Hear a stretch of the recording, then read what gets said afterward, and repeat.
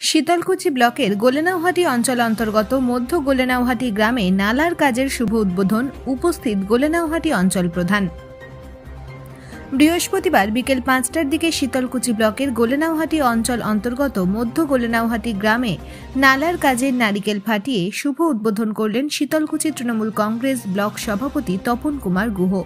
গোলেনাউহাটি অঞ্চল প্রধান জানান, শীতলকুচি পঞ্চায়েত সমিতির নিজস্ব তহবিল থেকে মোট ৯,৫,২০৮ টাকা ব্যয়ে নালার কাজ করা হবে।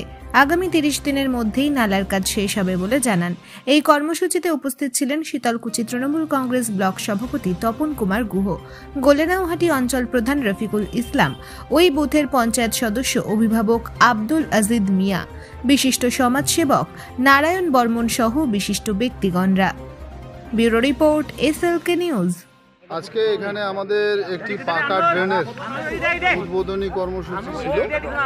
এই এলাকার দীর্ঘদিন ধরে এখানে জল নিষ্কাশন হয়, ড্রেনের অবস্থা ছিল না।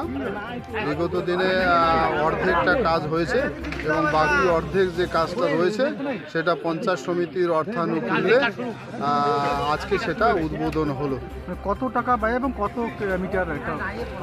এটা ১৬২ মিটার, ৯,০৫,০০০ এখানে ব্যয় বরাদ্দ ধরা হয়েছে এই ট্রেনের জন্য।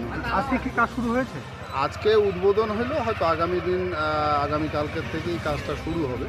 কতদিনের মধ্যে শেষ হবে? এটা ওয়ার্ক অর্ডারে ডেট দেওয়া আছে ১ মাস।